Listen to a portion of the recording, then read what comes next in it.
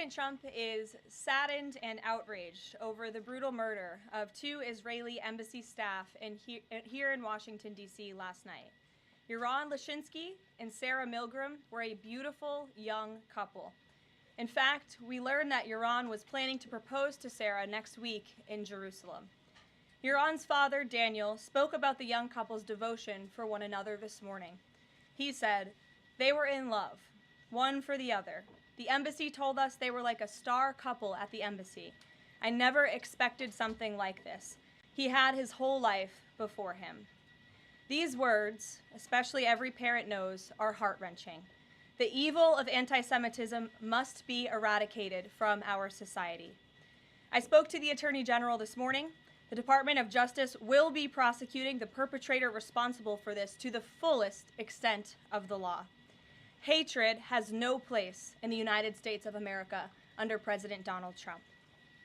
Everyone here at the White House is praying for the victims' friends and families during this unimaginable time. Now for some scheduling announcements. On Saturday morning, President Trump will deliver the commencement address at the United States Military Academy at West Point. On Monday, to commemorate Memorial Day, the President will visit Arlington National Cemetery and participate in a wreath-laying ceremony. The President will further honor our military next month on June 14th when he hosts the 250th anniversary of the United States Army with a grand military parade celebration right here in our nation's capital. President Trump will be joined by veterans, active duty troops, wounded warriors, Gold Star families, and patriotic Americans from across the country to celebrate our heroes who have kept us safe. Tickets for the parade and the celebration are available through the America 250 Commission's event registration portal. It will be a truly historic and special day for our country. After the parade, President Trump will travel to the G7 Leaders Summit in Canada from June 15th through the 17th. We will be sending an additional logistics information out after the briefing. Last night, Republicans in the House passed the One Big Beautiful Bill Act, the most significant piece of legislation in years. There were a lot of good faith negotiations in the Republican conference leading up to the final passage, but as always, President Trump came in at the end to bring all sides together and get this deal done. This One Big Beautiful Bill will implement President Trump's Make America Great Again agenda by delivering the largest tax cut in American history for middle-class families, the working class, and small businesses. The One Big Beautiful Bill fulfills President Trump's promises of no tax on tips, which was applauded today by the CEO of Uber, no tax on overtime, a Made in America auto tax break, Trump savings accounts for newborn babies, and substantial tax cuts for our amazing seniors' Social Security benefits. The One Big Beautiful Bill will permanently secure the border by delivering the largest border security investment in history, funding at least 1 million annual removals of illegal aliens to carry out the largest deportation campaign ever, finishing the Trump border wall, and giving pay raises and bonuses for our incredible ICE and Border Patrol agents. The One Big Beautiful Bill protects the Medicaid program and its benefits for the most vulnerable Americans that the program was designed for, by kicking off 1.4 million illegal aliens from receiving benefits and implementing common sense work requirements for able-bodied Americans. The One Big Beautiful Bill also helps get our fiscal house in order by carrying out the largest deficit reduction in nearly 30 years with $1.6 trillion in mandatory savings. Every single Democrat in the House of Representatives who voted against all of these common sense and massively popular policies. The Democrat Party has never been more radical and out of touch with the needs of the American people. The One Big Beautiful Bill is the final missing piece toward ushering the golden age of America. The Senate should pass this as quickly as possible and send it to President Trump's desk for a final signature. After today's briefing, President Trump will hold a Make America Healthy Again event alongside Secretary Kennedy and several other cabinet secretaries to unveil the Maha Commission report. President Trump wants every child in America to grow up and to live a long and healthy life. That's why he's working alongside Secretary Kennedy to end the chronic disease epidemic to keep our children healthy, safe, and disease-free. The Maha Commission report is a historic assessment the first of its kind by any presidential administration, of current evidence and research about the health crisis affecting America's children. This report is a review of pre-existing research to comprehensively assess what we understand about our health problems and what we don't understand, and how we can find those answers. All of the findings will be based on the gold standard of science. And I think I speak for all MAHA moms across the country when I say we look forward to the president's event and remarks later this afternoon. And as we head into the Memorial Day weekend, a quick update on gas prices. According to the fuel savings platform Gas Buddy, the national average price of gasoline is expected to be $3.08 on Memorial Day. We expect that to continue to decline because of the president's energy policies. But this is down from Memorial Day last year. And adjusted for inflation, it's the second cheapest price for a gallon of gas on Memorial Day since 2003, thanks to President Trump. And finally, in other news, the Department of Homeland Security conducted a deportation flight from Texas to remove vicious illegal criminals in the United States. All of these individuals were sent, or are trying to be sent, to a third country. And President Trump promised to get vicious illegal alien murderers, rapists, and pedophiles like these out of our country, and he is trying to deliver on this promise. But no matter how upset this makes Democrats, we will continue to deport these monsters to keep Americans safe. And here are the heinous of individuals who were on that flight. A Cuban national, convicted of homicide, armed robbery, false impersonation of an official, kidnapping, and robbery strong arm. A Cuban national convicted of attempted first-degree murder with a weapon. A citizen of Laos convicted of first-degree murder and robbery. A Mexican national convicted of second-degree murder. A citizen of South Sudan convicted of robbery and the possession of a firearm. A citizen of Burma convicted of lascivious acts with a child less than 12 years old. A citizen of Burma convicted of first-degree sexual assault involving a victim mentally and physically incapable of resisting. It's disgusting. And a Vietnamese national convicted of first-degree murder. Now, a liberal activist district court judge in the city of Boston, Massachusetts, is trying to force the President of the United States to bring these monsters back to our country. Judge Brian Murphy is ordering the Department of Homeland Security to give these illegal criminals 15 days to reopen their immigration cases with access to phones and attorneys. Every single one of these individuals, I will add, had final orders of removal from our country. And now Judge Murphy is forcing federal officials to remain in Djibouti for over 2 weeks, threatening our U.S. diplomatic relationships with countries around the world, and putting these agents' lives in danger by having to be with these illegal murderers, criminals, and rapists. This is completely absurd. Judge Brian Murphy is not the Secretary of State. He is not the Secretary of Defense or the Commander-in-Chief. He is a district court judge in Massachusetts.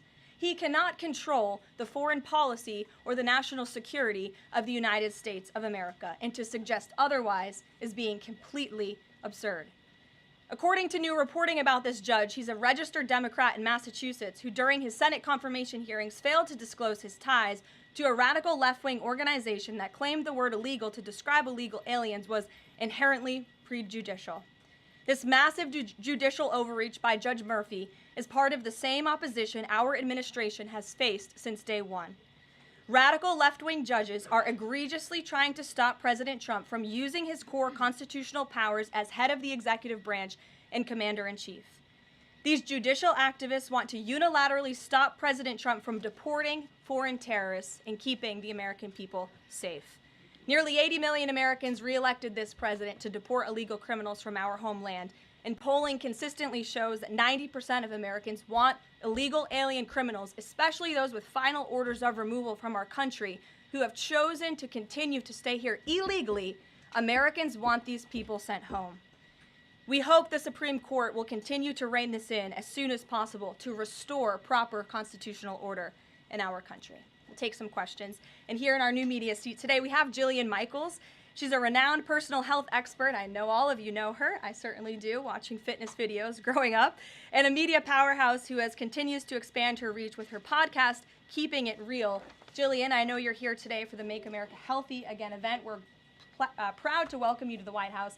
Thanks for being in the briefing. Why don't you go ahead? Thank you for having me. As a Maha mom yourself, how do you interpret the significance of this report in terms of delivering measurable health improvements for Americans and their kids, and what specific actions does the administration plan to take in response to it? Sure. Well, thank you for the question. And again, thank you very much for being here. I would like to emphasize, we held a call earlier today with Secretary Kennedy, Secretary Rollins, Administrator Zeldin, and other officials at Health and Human Services to talk about the gravity of this report. When the president took office, he promised to make this country healthy again. And the president signed an executive order directing this commission. And now, less than 100 days later, the commission is delivering this report. It's another promise made and another promise kept. And the report identifies 4 major factors that are contributing to the rise in childhood chronic disease. Again, this is the first time the federal government has really recognized in a single report that we have a problem in our country. Our children are getting sicker, not healthier. This is not just a crisis, a health crisis, but it poses national security implications as well. And this administration is focused on ensuring we understand why.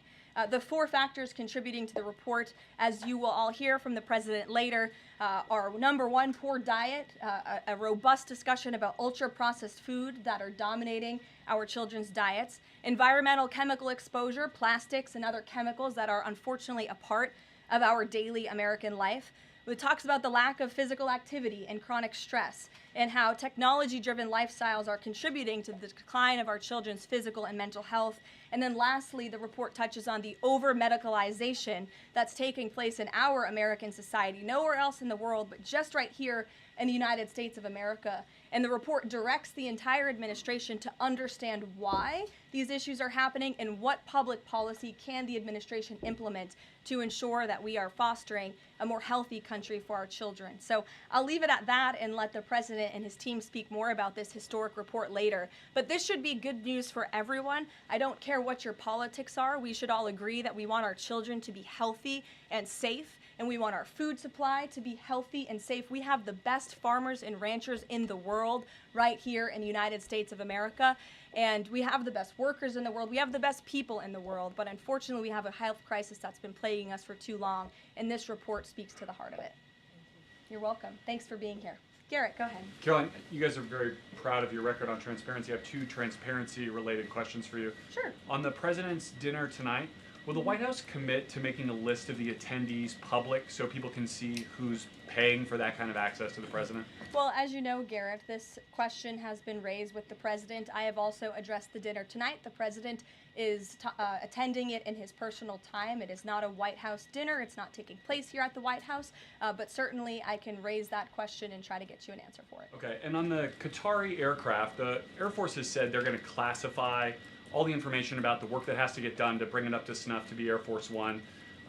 Previous Air Force One contracts, including the one that the president entered into in 2018, are public. That's available knowledge. Will the White House commit to releasing who's doing that work and the cost of that work? I understand that some elements might be classified about specific systems, but will you commit to releasing that basic information so people can see ultimately what this costs? Well, Garrett, as you know, that's a question for the Department of Defense and the United States Air Force, who is accepting this jet as part of their fleet. Declassify anything he wants. Well, you'll have to ask the Department of Defense and the United States Air Force, who is accepting this jet as part of its fleet. Peter. The president can declassify anything that he wants. Has he looked to see if there are any records here that would contradict what we've been told about Joe Biden's decline? He has not directed anyone, to my knowledge, to look into that, but surely I can ask him if he intends to. I think the president has spoken on this pretty extensively, and I have spoken about it extensively from this podium as well, how it was truly one of the worst political scandals this country has ever seen, that the previous administration covered up the decline in the former president's mental and physical ability.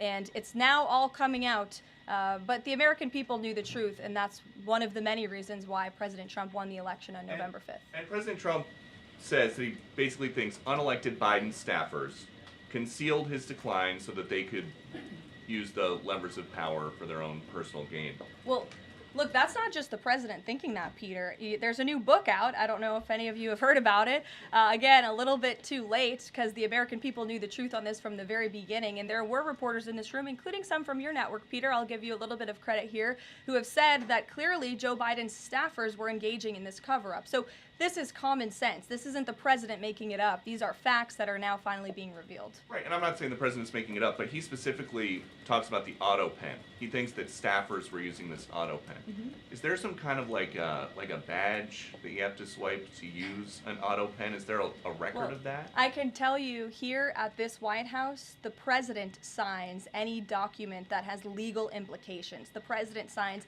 every executive order. He signs every proclamation. He signs pretty much every document that is needed for the president's signature, with the exception of maybe some letters to children. From what we have heard and seen, that was not the case in the previous administration, and the president is raising good questions that are worth looking into. And as for Maha, I'm going to take a sip of water, if that's okay with you guys. Go ahead. Thanks, Caroline. Back to the presidential gala tonight.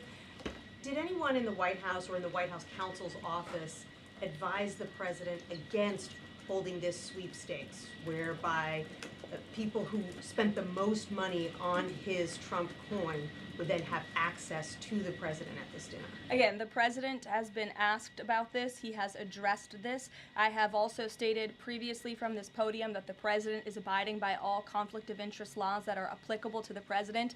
And I think everybody, the American public, believe it's absurd for anyone to insinuate that this president is profiting off of the presidency. This president was incredibly successful before giving it all up to serve our country publicly. And not only has he lost wealth, but he also almost lost his life. He has sacrificed a lot to be here, and to suggest otherwise is frankly completely absurd. Does the White House Libby, have go any ahead. concerns? The fifth round of nuclear talks between Iran and the U.S. is going to take place on Friday in Rome. What is the president anticipating ahead of that, and if a deal doesn't come from that meeting, is he going to walk away? Well, I'm glad you brought up Iran, because I do have an update. The president spoke to Prime Minister Benjamin Netanyahu today.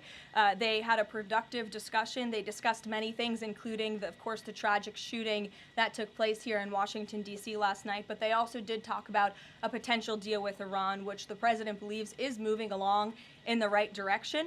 And as the president told me, and he's told all of you, this deal with Iran could end in two ways. It could end in a very positive diplomatic solution, or it could end in a very negative situation for Iran. So that's why these talks are taking place later this week. Yamish, good to see you. Hi, good. Thanks for taking the question. Sure. The president showed a video that he said showed more than 1,000 burial sites of white South Africans that he said were murdered. We know that that was not true and that the video wasn't showing that. So I wonder, why did the president choose What's to show not that? true, Yamish? It's not true that the video was showing a burial site. It is unsubstantiated that that's the case. No, it is true that that video showed the crosses that represent. Which is what the president claimed. The video showed images of crosses in South Africa about white farmers who have been killed and politically persecuted because of the color of their skin. The president And those claimed crosses that it are was showing a representing their burial lives. Those crosses are representing their lives in the fact that they are now dead, and their government did nothing about it. Are you disputing that there's no... Disputing the fact that the video showed what the president claimed it showed, because it did not show that. But even more, what I'm asking you is who at the No, it White did House... show that. It who showed at the white crosses representing people who have perished because of racial House persecution. verifies the videos that the president shows, and what protocols are in place when there's unsubstantiated information being put out for What- the world and world leaders to Yamish, show? what's unsubstantiated about the video? The video shows crosses that represent the dead bodies of people who were racially persecuted by their government. In fact, the Associated Press, of all places, has a picture of that very monument, and the caption from the Associated Press is, "Each cross marks a white farmer who has been killed in a farm murder." that it So was it a is burial substantiated, site, but it's not just not. by that video and the physical evidence that everybody saw on display in the Oval Office, but also by another outlet in this room, the Associated Press. So you should take it up with them if you believe the claim is unsubstantiated, and that's a ridiculous line of questioning. John, go ahead. Go ahead, John. Thank you, Caroline. The big, beautiful bill now goes to the Senate. Does, yes. A lot of the Republican senators have promised amendments that will water this thing down dramatically. What is the president's level of tolerance for their amendments to water it down, and what will be the action taken for some of the amendments that the president does not want? Sure. Well, the One Big Beautiful Bill is named the One Big Beautiful Bill for a reason, because it is a one big beautiful bill that encompasses just about everything this president could want for the American public. It delivers on so many of his core campaign promises. So surely we want to see those campaign promises signed into law. And as the president put in his Truth Social post this morning, and as he said to me, we can celebrate this past the House for a couple of hours, but now it's time for the Senate to get to work. The president has a great relationship with Senate Majority Leader Thune, and of course so many friends on the Senate side of the Hill, and he's expecting them to get busy on this bill and send it to his desk as soon as possible. Phil. Thank you. Given that the president said the other day the SALT cap, we don't want to benefit Democratic governors. If the Senate was to reduce that SALT cap or make any type of changes, would he support that, or is this a situation where done is beautiful and he just wants to pass it? Well, look, it's a hypothetical question, obviously. Negotiations. Well, correct, and the bill passed, didn't it? So now it's off to the Senate where additional negotiations will take place, and we'll see how it goes. Michael. Thank you, Caroline. Two questions on the beautiful bill. One of the campaign promises from President Trump was no tax on Social Security. Now, due to congressional rules, that wasn't able to be included in this bill. How does the president plan to follow through on that campaign promise? Well, this bill did address taxes for our seniors. It actually allows them to take off significant money from their Social Security payments, get more money back, I should say, put more money in their pockets for various reasons. So this bill delivers on that promise. That's the view of the White House. Secondly, you had two Republicans last night that voted against this bill, Congressman Massey and Davidson. Does the president think that they should be primaried? I believe he does, and I don't think he likes to see grandstanders in Congress. What's the alternative? I would ask those members of Congress. Did they want to see a tax hike? Did they want to see our country go bankrupt? That's the alternative by them trying to vote no. And the president believes the Republican Party needs to be unified, and the vast majority of Republicans clearly are and are listening to the president. They are trusting in President Trump, as they should, because there's a reason he's sitting in this Oval Office. It's because he's the unequivocal leader of the Republican Party. Not just a president for Republicans, but all Americans. The president's approval rating is at an all-time high right now, and it's because he knows how to deliver. And Republicans like Thomas Massey and others should take note. Stephen. Thank you, Caroline. Building on the question about Social Security, the bill includes the president's promises to address taxes on tips and overtime. Could you say his feelings about the income cap? Is he satisfied where that landed? And also on a different matter, could you comment on the investigation that the Justice Department has into Andrew Cuomo? As for the first question, the president is clearly satisfied where the bill landed because it passed. Again, now it has to go to the Senate, so changes could certainly be made. As for your second question, I would defer you to the Department of Justice. Christian. Yeah, thanks, Caroline. Can you explain the decision to totally shake up FEMA leadership just a week before hurricane season? You'd have to ask the Department of Homeland Security in terms of leadership, but certainly the administration, and I know the National Security Council here at the White House is monitoring storms and natural disasters that are happening across the country at all times. We're briefed on those. The administration is briefed on those, and Secretary Noem is leading that effort for sure. Go ahead. Switching gears, Caroline. Yeah, just following up on Warren Davidson, I wanted to read you his quote that he posted online. While I love many things in the bill, promising someone else will cut spending in the future does not cut spending. Deficits do matter, and this bill grows them. Why should that get a Republican primary? This bill saves $1.6 trillion for the American taxpayer. It saves more than any bill that has ever passed Capitol Hill has. In fact, by double. The next bill saved $800 billion. This bill saves $1.6 trillion. So this is a very good bill for the American people, the American taxpayer. And I believe, as an outlet put it with a headline this morning, it might have been Politico actually, they wrote that the American people are going to be flush with cash when this thing is signed into law. And that's a good thing for American taxpayers. Sure, go ahead.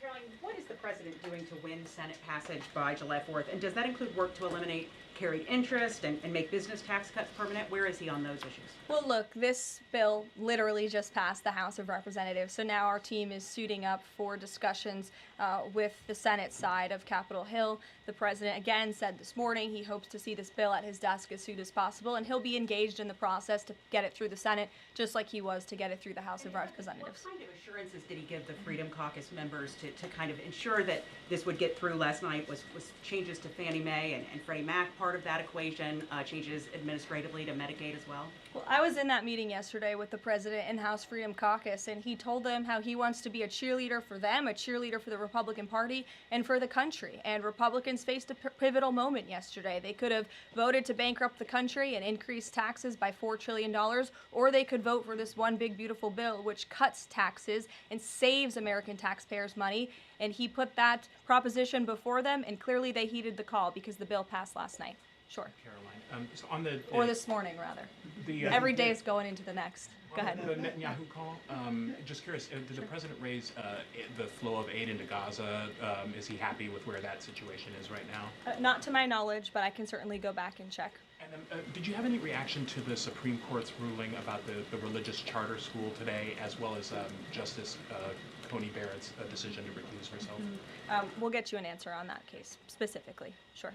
You mentioned the president has a good relationship with Leader Thune. Has he talked to him specifically about the plan to get this through the Senate? Does he plan, or is he going to reach out to Republicans who have voiced concerns? Not to my knowledge has he spoken to Leader Thune this morning. He very well could have. I just wasn't briefed on that call. We can go back and check for you. The president did speak to Prime Minister Netanyahu this morning. He also had a call with President Sheinbaum this morning. He was receiving his intelligence briefing. He's been very busy all morning. But again, he certainly intends to remain active and engaged in these negotiations with the United States Senate to get this bill done. And just following up on the dinner tonight, you mentioned this is not a White House dinner, but the president is always the president, and the Trump family is making money off of this. So can you just explain, how is this not the president using the office to enrich himself? All of the president's assets are in a blind trust, which is managed by his children, and I would argue one of the many reasons that the American people reelected this president back to this office is because he was a very successful businessman before giving it up to publicly serve our country. Reagan. Thanks, Caroline. Last week, the president told Brett Baer that he trusts his people, but thinks that the official narrative on his assassination attempts are, quote, a little bit odd. FBI Deputy Director Dan Bongino said days later that there's no conspiracy to find, and as he put it, quote, the there that you're looking for is not there. My question is the president personally satisfied with the investigations into the attempts on his life? And does he agree with Deputy FBI Director, or does he think there's more to it? Well, in the lead up to your question, you answered your own question with the president's own words, and I'll leave it at that. Caroline? Sure, go ahead, Haley. Thank you, Caroline. Haley, go ahead. Oh, thanks. I wanted to follow up on his call with Prime Minister Netanyahu in his effort to deal with Iran. Does he feel like he has the Prime Minister's support in this effort at this point, or did the Prime Minister raise concerns to him in this conversation? I won't get further into the private discussion between the president and the prime minister, but surely they have a good relationship, one that's built on transparency and trust. And the president has made it very clear to not just Prime Minister Netanyahu, but also the world, that he wants to see a deal with Iran struck, if one can be struck. He does not want to have to take the latter option, the more severe and negative option. He wants to see a deal. The president is a deal maker, and he believes strongly in diplomacy, and he's made that clear to the prime minister, but also to all of you and, frankly, the rest of the world. Mary. Thank you, Caroline. Two questions, one on the terror attack last night and then another on the big, beautiful bill. Do you or President Trump have a message to politicians like Ilhan Omar, who only this morning explicitly avoided condemning this act of terror? It's despicable. And frankly, we have seen a rise in anti-Semitic protests, of pro-Hamas protests, of terrorist sympathizers. We saw them on our college campuses, and we've seen the Democrat Party turn a blind eye and in some cases actually embrace such anti-Semitic illegal behavior. And that's why this administration has done more than any administration in history to crack down on anti-Semitism. As you know, in January, when the president took office, he signed a new executive order to combat anti-Semitism. He created a commission focused on doing just that. The Justice Department announced their task force as well. The Secretary of State, Marco Rubio, has revoked thousands of student visas from campuses where these pro-Hamas terrorist campus agitators and violent protests took place. And we've also withheld funding from those very campuses as well in an effort to combat anti-Semitism. So the president's made it very clear that such hatred will have no place in our country. Thank you. And then on the big, beautiful bill, I know there's a provision that the House included that defunds Planned Parenthood, not only because of the fact that it's the nation's largest abortion provider, but also because it's I think, the biggest distributor of transgender hormones right now, even to minors, according to Live Action. So is the president committed to making sure that provision stays in the Senate? The president has maintained a very clear commitment to ensuring that this administration and the American people's tax dollars are not funding any institution. That includes hospital systems that are funding the chemical castration and mutilation of children. We're not going to tolerate taxpayer dollars going to such efforts. Sure. Thanks, Caroline. You mentioned at the top of the briefing that the migrants were to be sent to a third country. I was just wondering, could you share any more on, which countries the administration has struck these agreements with, and what that agreement with South Sudan specifically looks like?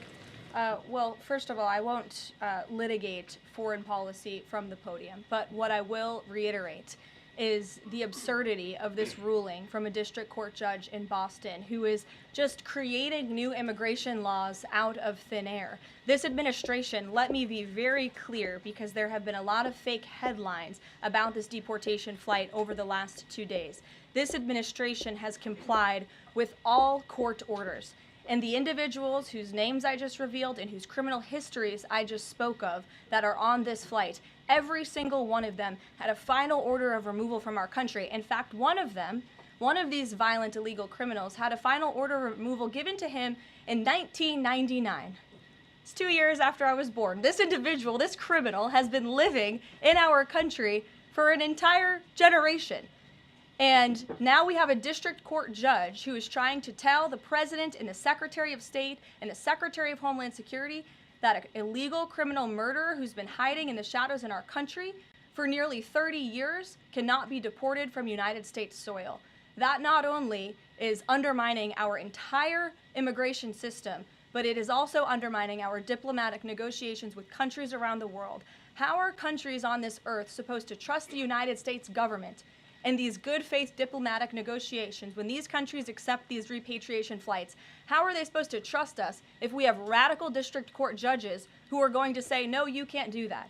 And now these illegal criminal murderers and rapists have to sit in Djibouti with our ICE agents who now have to sit there for more than 2 weeks without the proper resources. This judge is not only undermining our immigration system, undermining our foreign policy and our national security, but this judge is undermining the safety of the ICE agents who are putting their lives on the line to remove this list of illegal criminal terrorists. It's truly despicable what's happening in our court system, and the president and this administration hope that the Supreme Court will do what it needs to do to rein in these liberal activist judges. And the Supreme Court has already said it is well within the president's purview to dictate foreign policy, and a radical district court judge should not be getting in the way of that.